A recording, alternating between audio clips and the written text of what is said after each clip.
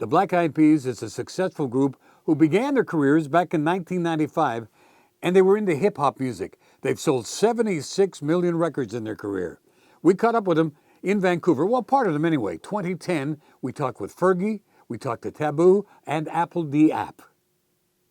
Somebody said that you guys are the number one, Apple, you can answer it, corporate band in the world. And I don't take that as an insult, and I'll tell you why in a minute. With the way the music business is going, it's cool to collaborate with other products to promote your music, and all the things that we endorse, it comes along with our lifestyle. It matches, so it's not like some foreign thing that we're doing. It goes along with what we go through every day, our lifestyle and stuff. So that's true. And one of your songs was used by Steve Jobs for the introduction of, wasn't it the iPhone? Yeah, The iPod. iPod. Yeah, we one of our songs called "Hey Mama." Hey Mama, that's right. Yeah, and that was the first time we heard about an iPod, and it did really big things for us as a group, because that was a time where we had "Where's the Love," Ella Funk, and then "Hey Mama" hit on television. So it was a good year.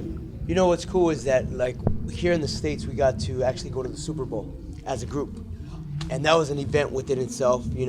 Being Americans and growing up on football. Now we're going overseas and going to another football game, but the biggest football game in the world. And for us, it's another landmark milestone that we're coming across. This year within itself has been the year of milestones, and last year as well. From the Oprah Winfrey show to us doing Times Square, to us having the first movie, 2D. What? 2D movie. Well, yeah, it was 2D, the one that we released. Yeah, but in HD. one theater, it was 3D. 3D, We did basically a live show from Staples Center, and we had it going through movie theaters in America, and all the proceeds, or part of the proceeds, went to Haiti.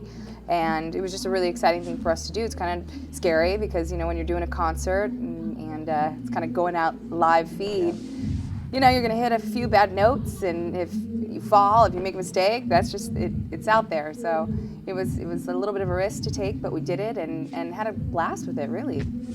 Now, is the dream what you expected, being this huge, big in the world of music?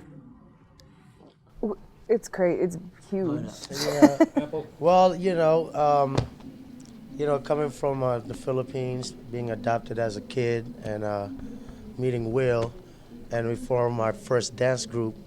We would just practice every day. We wouldn't take no for an answer, and we just had that drive. And my main thing is to be able to help my family, and Will coming from East LA, from the ghetto, so we had that drive to make it, and nothing was gonna stop us. So, but coming to this last album, when we made Boom Boom Pow, we were just very excited on coming up with new things. We didn't expect it to be that big. We were just kind of proud, like, oh, Boom Boom Pow is the new sound, and it just exploded, and it's still overwhelming for us, at least for me. It's got to be for all. Yeah. It's surreal, coming from just being best friends who had the same common interest in music and dancing and the arts.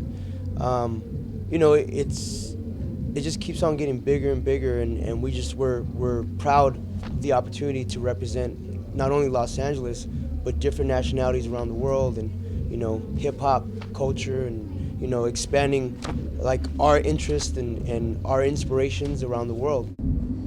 Who are some of your inspirations? That's the interesting thing. For each of you, will be different. Fergie, who are some of the people you look up to in the music world? Gosh, there are so many different types of artists that I look up to. You could span from Janis Joplin to Roxanne Shante, from Led Zeppelin to Salt and Pepper.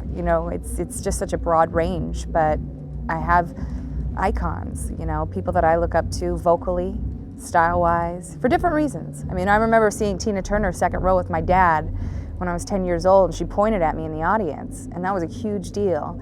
And I just think about that sometimes, being up on that stage and having that big audience and pointing at girls about that age and thinking, wow, I hope they remember this like I remembered that, one day.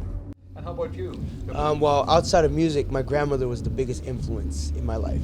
Since I was 5 years old, she always believed in me as an entertainer. She was always the biggest motivation in my life. Also, Bruce Lee, big inspiration in my life. I actually went to we went to his grave 2 days ago in Seattle to go visit the Bruce Lee Memorial, so that was pretty inspirational.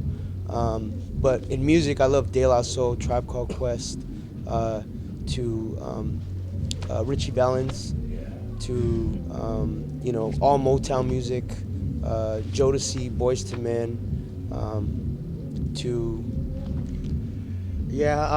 my hero is Stevie Wonder.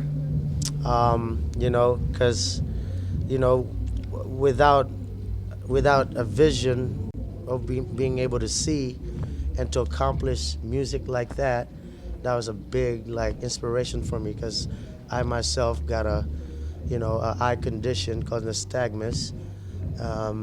So Stevie Wonder is a big inspiration, to Bob Marley, to the Beatles,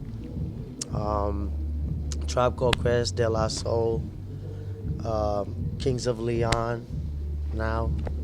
So it was actually Fergie who, when we first started talking about doing a tour, she's like, we need to go check out these people like Madonna and these Japanese artists like Kumakori.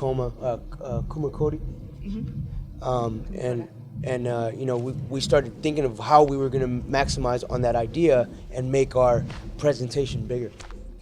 It is Yeah. true. You're all And true. seeing movies like This Is It, where Michael was just preparing for this massive tour, that was inspiration for us as well. To see that and say, okay, this is where we got to be. This is what we got to do. That's the type of thing that we wanted, and we got to make our dreams a reality. And we're getting to live it right now.